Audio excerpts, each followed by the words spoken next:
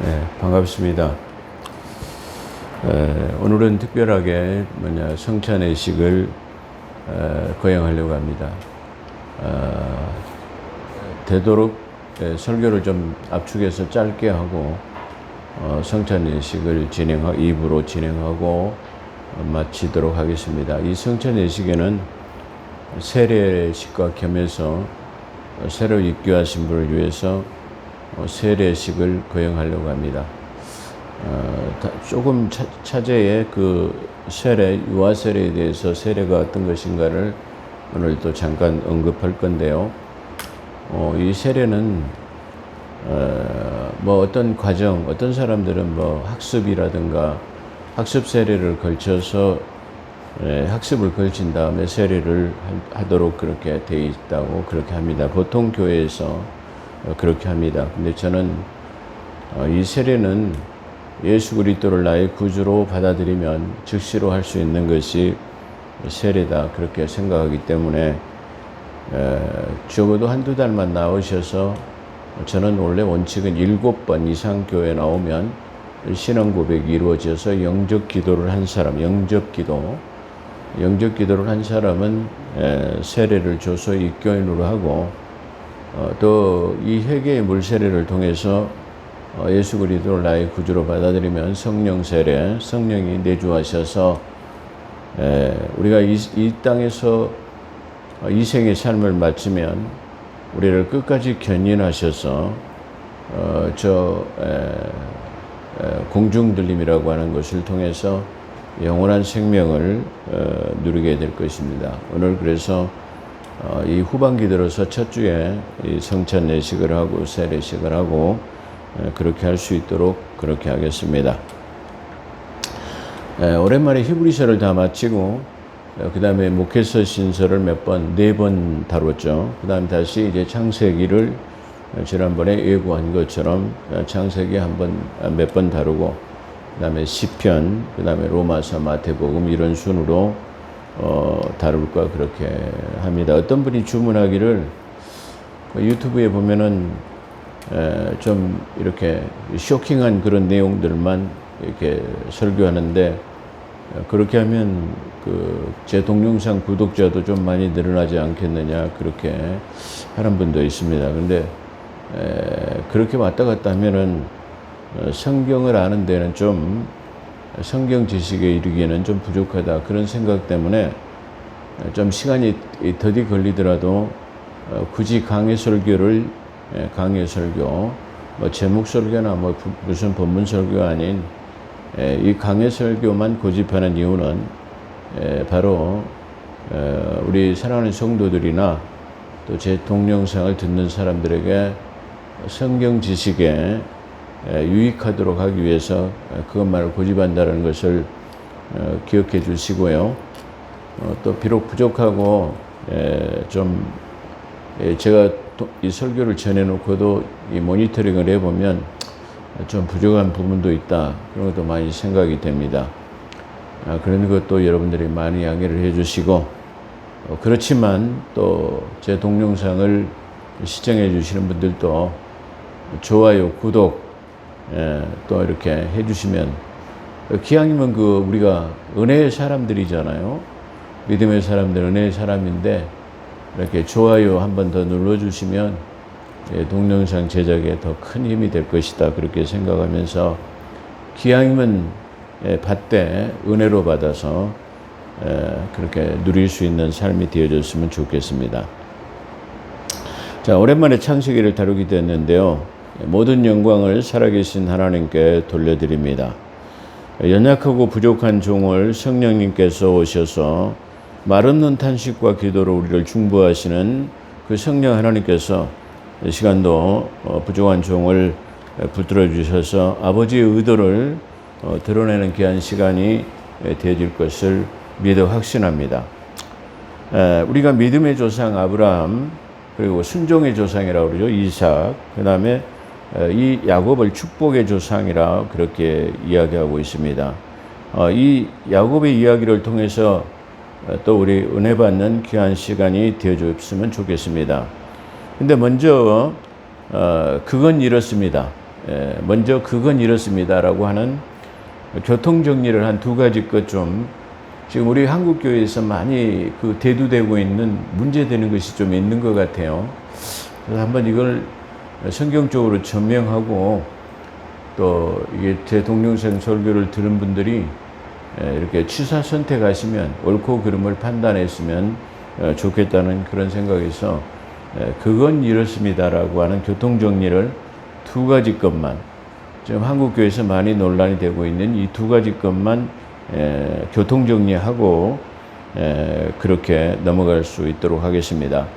많이 지금 대두되고 있는 것은 목사님들의 정치 개입에 대해서 정치 개입을 하지 말라는 성경 구절이 어디 있느냐, 그런 성경 구절이 있으면 좀 나에게 좀 알려주라, 뭐 이렇게 당당하게 나와서 그 유튜브에 올리신 분을 제가 봤어요.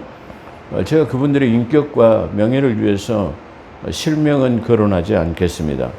그러면서 그걸 성경에 정치 개입하지 말라는 성경 구절이 어디가 있느냐? 없다 말이에요. 그렇게 당당하게 말씀하시면서 그 구절이 좀 있으면 알려달라 그렇게 하시는 분들이 있어요. 그래서 제가 좀 그 실소를 하면서 한 번쯤은 좀 그런 많은 우리 한국교회에서 지금 만연되고 있는 이 문제에 대해서 한 번쯤은 성경은 뭐라고 하고 있는가 그렇게 한번 짚고 넘어가야 되겠다라는 그런 생각이 들었습니다. 그래서 그 성경 구절이 있으면 알려달라고 하는 분이 있어서 말씀드리는데요. 성경에 정치를 개입해서 안 된다고 딱 쪽집게처럼 말씀하신 것은 없습니다. 하지만 하나님의 의도는 분명하게 선을 긋고 있습니다. 어떤 것이냐면 요한복음 18장 36절에 보면 십자가의 그 사형 언도를 받으시기 전에 예수님께서 빌라도 법정, 본디오 빌라도의 법정에 쓰셨습니다. 그래서 본디오 빌라도가 그 네가 유대인의 왕이냐? 그러니까 내가 그렇다 말이야. 그럼 네가 유대인의 왕으로 왔으면 이 나라가 너의 정부냐, 네 것이냐? 그렇게 묻는 내용이죠. 그래서 그 요한복음 18장 36절에 보면 빌라도 법정에서 예수님께서 대답하시되 내 나라는 이 세상에 속한 것이 아니니라.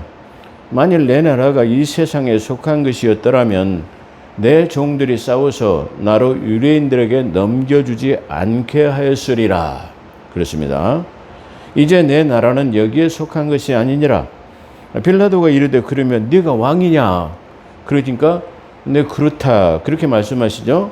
그래서 이제 내 나라는 여기에 속한 것이, 자, 잘 들으세요.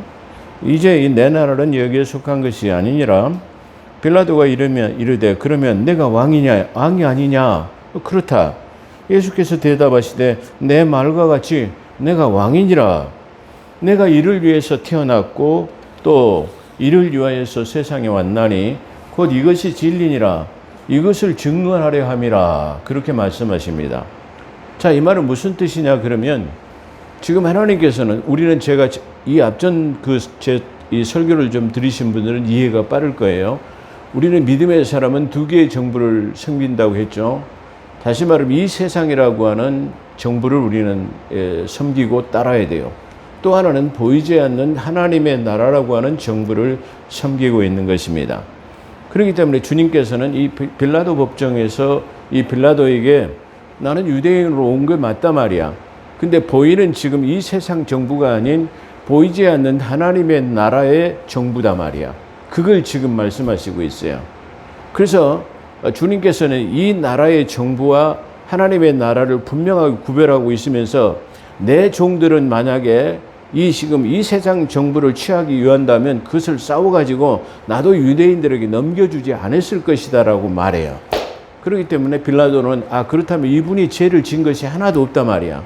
그래서 로마의 세금을 못 내게 하는 것이나 뭐 이 정부를 반정부를 해가지고 나라를 뒤집어 엎으려고 그런 것이 아닌 보이지 않는 미래의 세계의 영원한 하나님의 나라를 위해서 한다고 한다면 이건 무죄다 그런 말이야. 그래서 그러면 그렇다고 한다면 우리는 이 세상에서 우리가 하나님의 종들, 다시 믿음의 사람들이 취해야 할 것은 뭐냐면 이 세상 정부는 관여하지 않는 것이에요. 다시 말해 그것이 이 성경에서 나타나고 있는 의도다. 그러니까 아까 서두에 말한 것처럼 꼭 집어서 쪽집게처럼 아니다라고 말하지는 않지만 이렇게 하나님의 의도는 이 세상과 하나님의 것을 구별하고 있다 그런 말이야. 그렇기 때문에 하나님께서 당신의 종이라고 세운 목사들도 뭘 위해서 사역을 해야 되느냐면 이 세상 정부에 관한 것은 간섭하지 말고 하나님의 나라를 위해서 싸우는 것이 그게 사역이에요. 또 마찬가지로 하나님의 성도들도 마찬가지로 이 세상 것을 추구하는 것이 아니라 보이지 않는 하나님의 나라의 것을 취해야 한다는 것을 말하고 있다. 이렇게 자명하게 하나님의 의도를 성경에서 말하고 있는데 성경에 어디에서도 말한 적이 없다? 아니 그분들은 그러면 하나님의 의도와 성경을 뭐로 보느냐? 오늘 주제도 마찬가지예요. 창세기에 보면 아브라함이라는 믿음의 조상을 통해 가지고 그 아브라함의 믿음을 통해 가지고 자기 독자 이삭을 갖다가 모리아산에 번제로 드린 것은 하나님께서 자기 아들 예수 그리스도의 독생 성자이신 하나밖에 없는 그분의 아들을 십자가에 못 박혀 죽게 하신 그 모형이 다시 말하면 그 성경에 들어있는 거예요.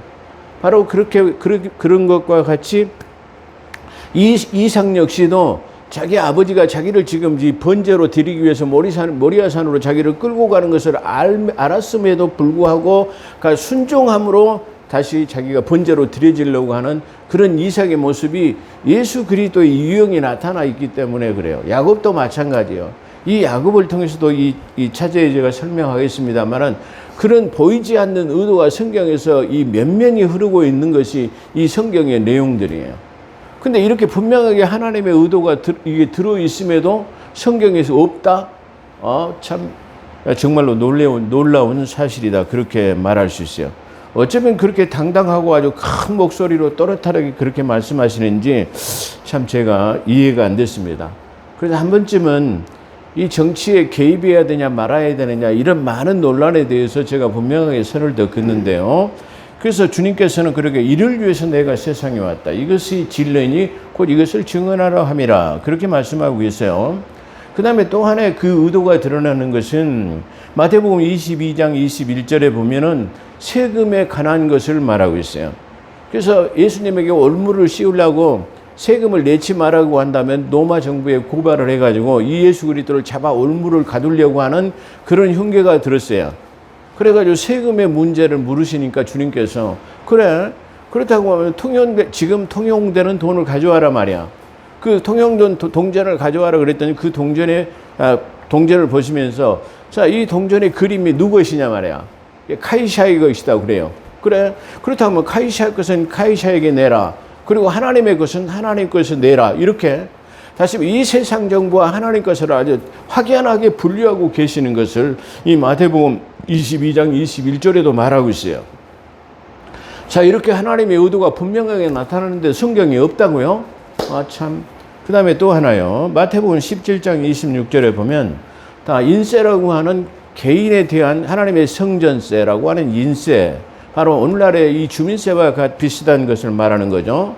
근데 이 지금 세금에 관해서 너희 예수님은 왜 인세라고 하는 세금을 내지 않느냐? 그러니까 베드로가 그걸 듣고 와서 주님에 대해서 세금의 문제에서 말합니다. 그랬더니 주님께서 그러면 주인이 세금을 내야 되냐 안 내야 되냐 주님께서 물으셨어요. 베드로에게. 주님 당연히 이 땅의 창조주이시고 주인은 세금을 면해야 됩니다. 그렇게 말했어요.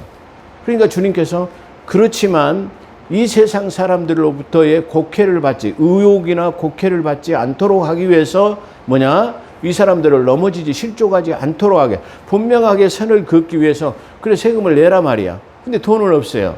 그래서 저 바닷가에 가가지고 이 낚시를 들이워라 말이야.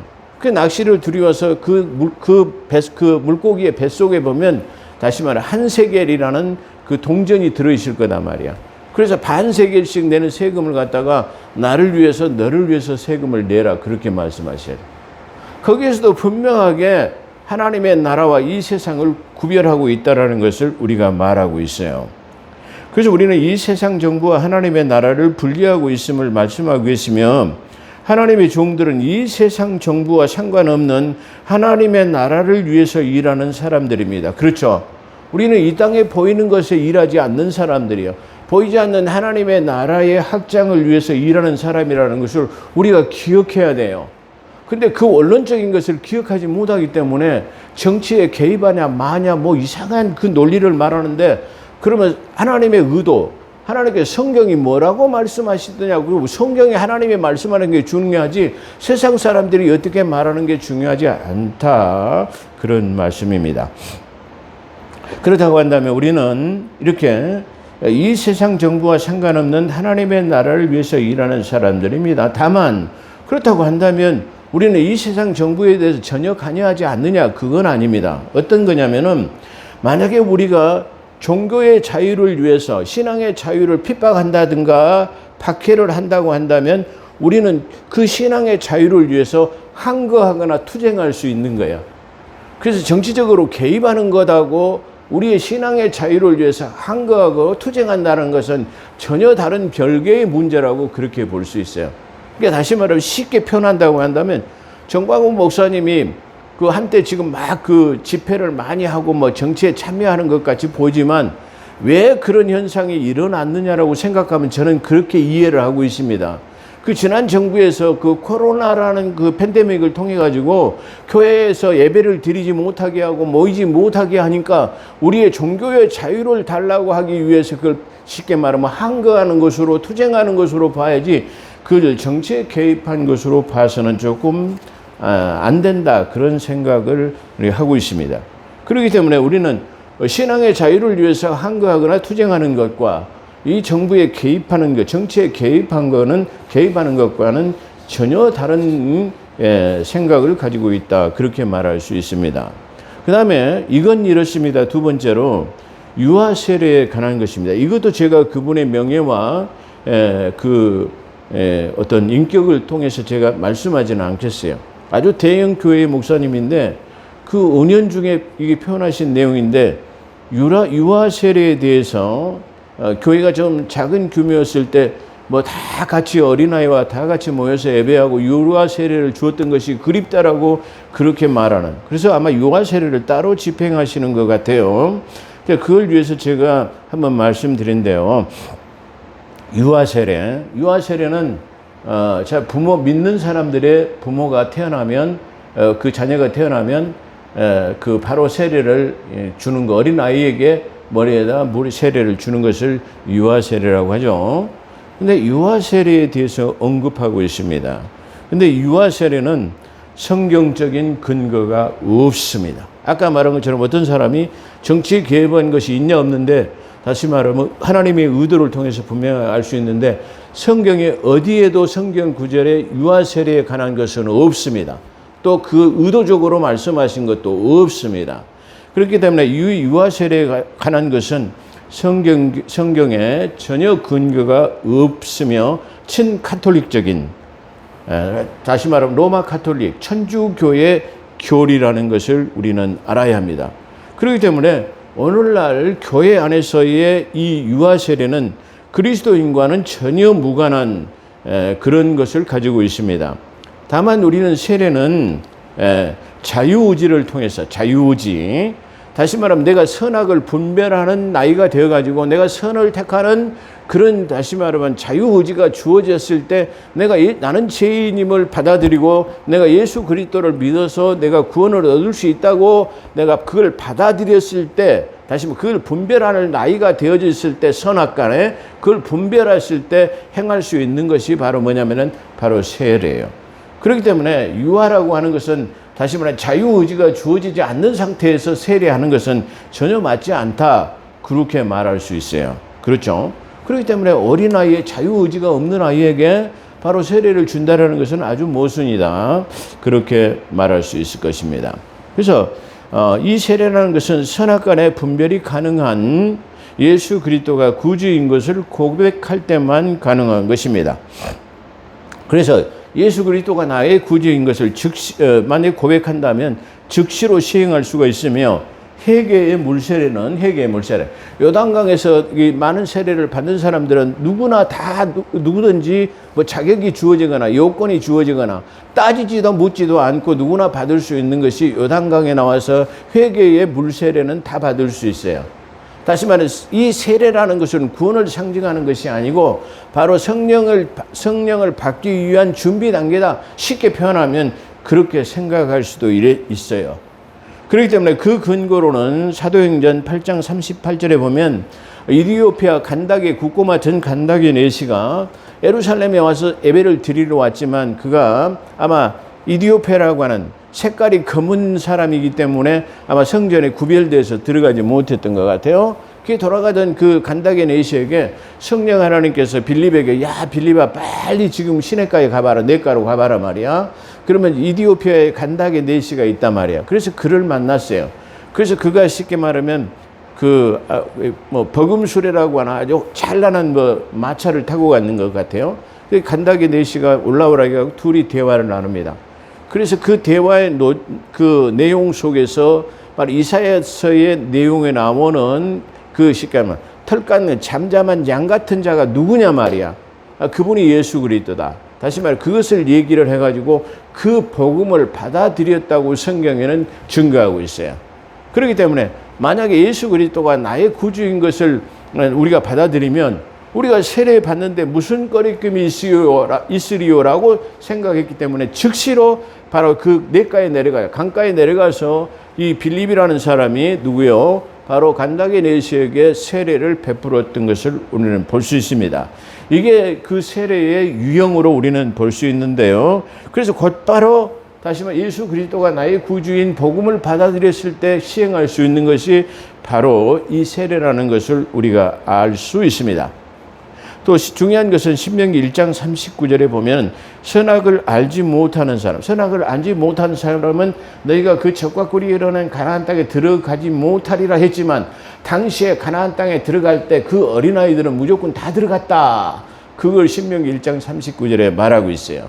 그렇기 때문에 유아 세례는 필요 없이 선악 간에 분별하지 못하는 상태에서는 하나님께서 면죄부를 줘가지고 선악 분별할 수 없기 때문에 그래서 들어갈 수 있도록 해놨어요. 또 하나의 면죄부가 주어진 사람은 뭐냐면 정신 이상 증세가 나타나가지고 다시 말해 선악을 분별할 수 없는 사람에게는 무죄가 선언되는 거예요. 이 땅에서도 만약에 정신 이상자가 살해를 했거나 범죄를 했을 때는 그 무죄를 선언하는 이유도 바로 성경에 기초한 바로 그런 성문법에 기초한 법안이다. 그렇게 말씀드릴 수 있을 것입니다. 그렇기 때문에 바로 이 두 장제를 통해 가지고 유아 세례는 전혀 근거가 없는 친카톨릭적 교리다. 그렇게 말씀드릴 수 있을 것이에요.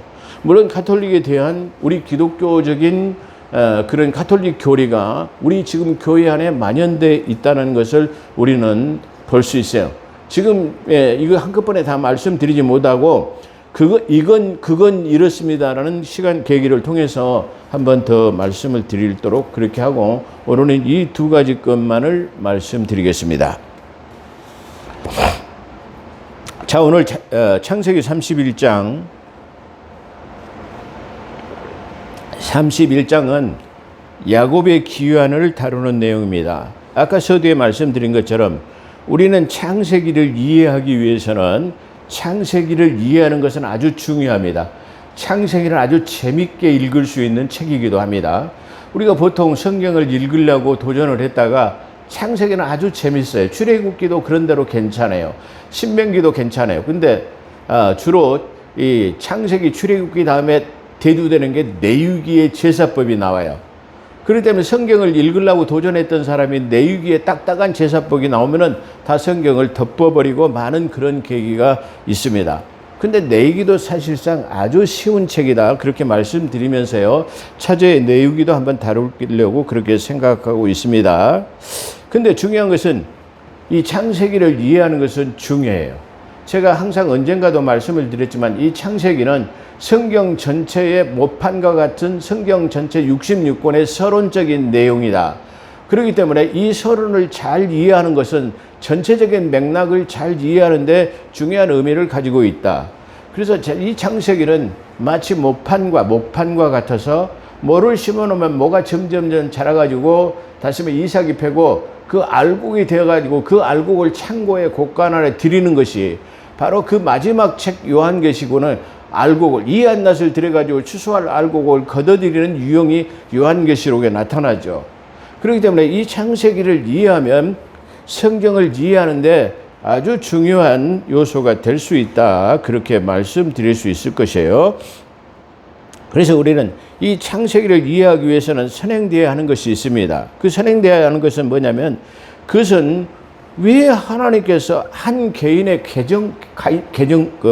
개인의 가정사, 한 개인의 아브라함의 가정사를 시시콜콜 거기다 기록해 놓으셨고, 그 이삭의 가정사를 시시콜콜 거기다 기록하게 해놓고, 그 다음에 지금 이 야곱의 이야기를 거기다가 뭐 아내를 2명 얻고 뭐 어쩌게 되고 뭐 다시 말하면 12명의 아들을 얻고 이런 것을 왜 거기다가 한 개인 사정을 갖다가 거기다가 기록해 놨을까?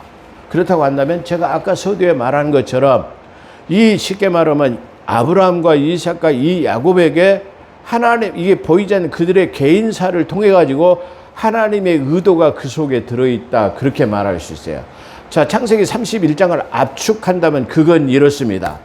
어떻게 하냐면은 이 야곱은 아버지의 집을 떠나 먼 이방의 나라에 가서 두 아내를 거둬 20년 동안 일하면서 두 아내를 얻었어요. 그래서 한 명의 아내를 얻기 위해서 7년간 얻어서 아내를 얻고 또 7년간을 쉽게 말하면 일해가지고 다시 말하면 2명의 아내를 얻어요. 이 2명의 아내는 이 아내를 얻는 것도 이 야곱이 진짜 사랑한 사람은 누구였냐 그러면 나엘이었어요. 나엘이라 더 사랑했다는 사람은 먼저 택함을 받고 하나님의 그 놀라운 하나님의 그 표적을 많이 드러냈고 아주 얼마 동안 그들과 같이 하나님의 동행했던 그 나라, 바로 그렇지만 그가 본부인이 되지 못하는 덜 사랑을 받았던 이방인과 같은 레아가 먼저 구원을 받았어요. 그러니까 저 택함을 받고 사랑을 받았던 저 이스라엘이라고 하는 나라가 먼저 신부가 되지 못하고 덜 사랑을 받았던 내와 같은 이방인이었던 오늘날 그리스도인들이 먼저 다시 말하면 신부가 되었다라는 유형을 그 속에 말하고 있어요. 그렇기 때문에 나엘은 오늘날 그리스도인들의 유형을 말하고 있고 레아는 레아는 오늘날 그리스도인들의 유형을 가지고 있고 라헬은 저 유대인이라고 하는 이스라엘의 유형을 가지고 있다. 그렇게 말씀드릴 수 있어요.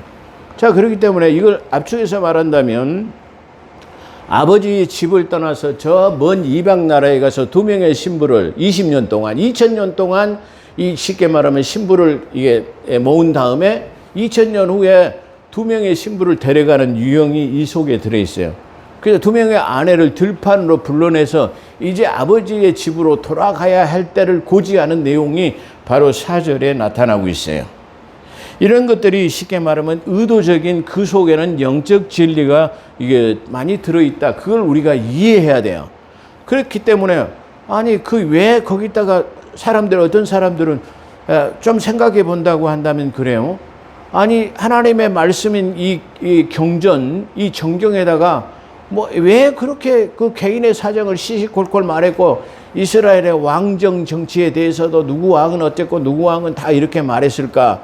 이런 것들을 우리가 생각해 본다면 그 많은 그 역사적인 히스토리, 하나님이 이끌어 가시는 그 내용 속에서는 하나님의 의도가 하나님이 어떠한 것을 우리에게 다시 말하면 요구하시는 메시지가 그 속에 들어있다라는 것을 우리가 기억해야 될 것입니다.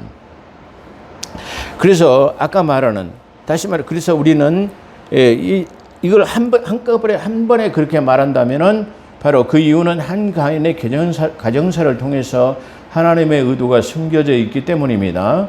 야곱은 아버지의 집을 떠나 이방 나라에서 20년 동안 일해서 그 중에서 첫 번째 신부인 레아 이방인이죠. 그리스도를 얻기 위해서 7년, 또 사랑받던 나엘이라고 하는 유대인을 얻기 위해서 또 7년을 기다리는 유형은 예수 그리스도께서 이렇게 오셔서 저 아버지 집에서 이 땅에 오셔서 바로 2000년 동안 20년 동안이라고 하는 유형 속에서 2명의 신부를 얻은 다음에 들판이라고 하는 곳을 불러낸 4절에 불러내서 본향인 아버지의 집에 돌아갈 때가 되었다라는 것을 말하고 가만히 그 두 신부와 다시 말하면 그 자녀들을 데리고 자기 소유의 양떼들을 데리고 아버지 집으로 다시 말하면 가나안 땅으로 올라가는 유형은 오늘날 많은 그리스도인들과 구원받은 유대인들을 공중재림이라고 하는 밤중에 가만히 도적같이 임해가지고 데려가는 그런 유형이 이 속에 들어있다라는 것을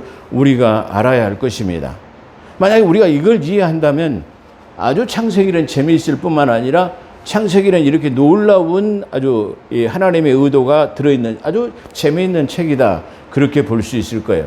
아마 제 동영상 창세기 설교를 몇 번 들으신 분들은 이 동영상 설교를 듣고 오늘 얘기를 들은다고 한다면 그런 비유적인 하나님의 의도가 이 성경에 많이 들어있다는 걸 깨닫는다고 한다면 이 창세기를 통해서도 얼마든지 우리는 아주 많은 성경을 이해할 수 있게 될 것을 말하고 있습니다.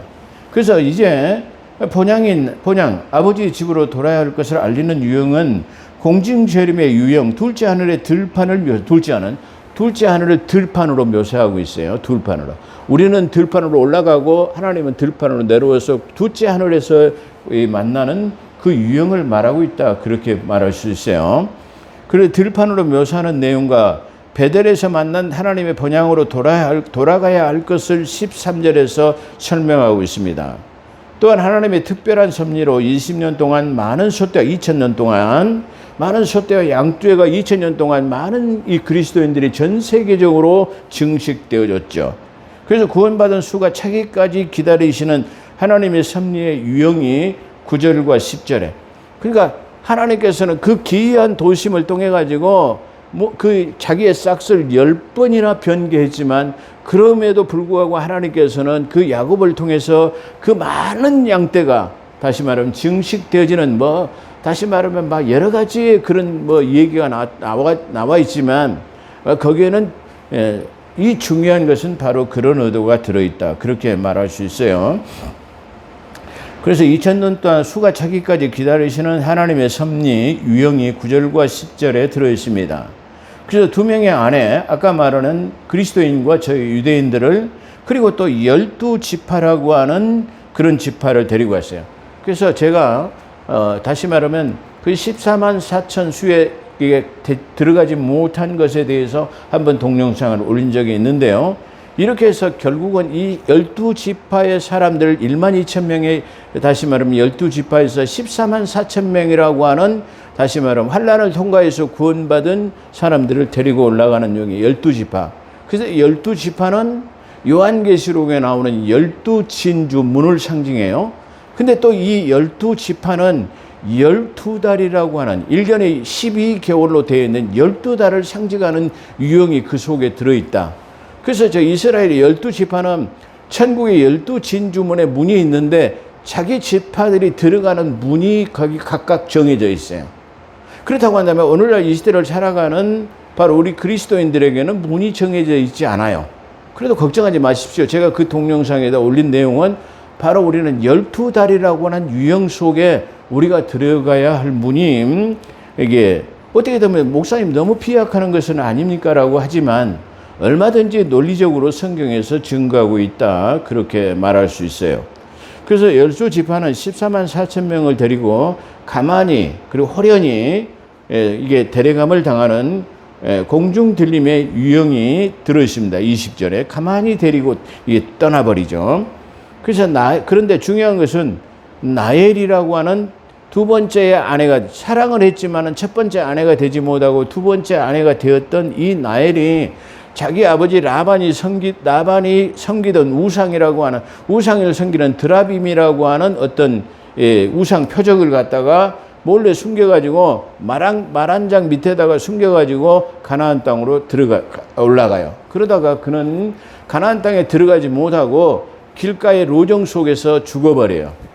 그렇기 때문에 이건 또 뭘 말하냐면은 이 가나안 땅에 입성하지 못하고 중간에 로정 중에서 죽었는데요.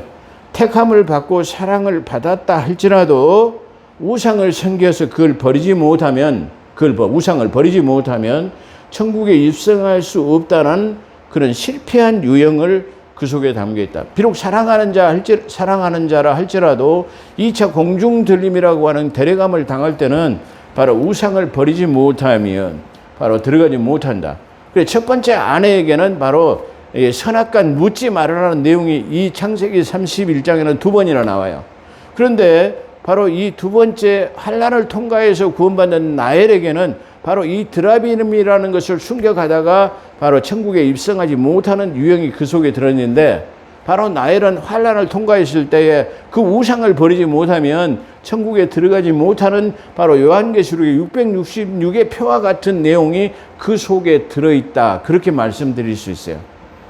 자, 그렇기 때문에 이 창세기 31장은 어떻게 보면 시시콜콜한 한 개인의 뭐 양떼가 검은 양, 뭐 얼룩무늬 있는 양, 반점이 있는 양, 어쩌고 저쩌고 그런 얘기가 나옵니다만은 그 속에는 요소에 중간중간 이렇게 많은 진리의 요소들이 그 속에 들어있다는 것을 우리에게 말하고 있습니다.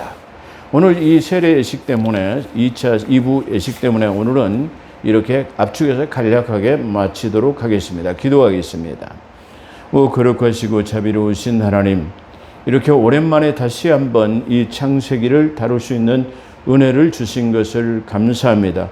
부족하고 연약한 것을 성령 하나님께서 말없는 탄식과 기도와 중보로서 나를 도우신 하나님께서 이 듣는 하나님 아버지 성도들과 하나님 제 동영상 설교를 시청하는 자들에게 큰 은혜를 베풀어 주셔서 하나님의 성령님께서는 깊은 것까지 통달하신다 했사오니 하나님의 성령의 조명하심을 통해서 깨닫는 은혜를 허락하여 주시옵소서. 2부에 진행되는 이 성찬 예식, 그리고 하나님 앞에 나와서 예수 그리스도를 나의 구주로 믿어 오늘 세례를 받는 김하식 성도에게도 하나님 크신 은혜와 사랑으로 함께하여 주시옵소서. 감사하며 우리 구주 예수 그리스도 이름으로 감사기도 드리옵나이다. 아멘.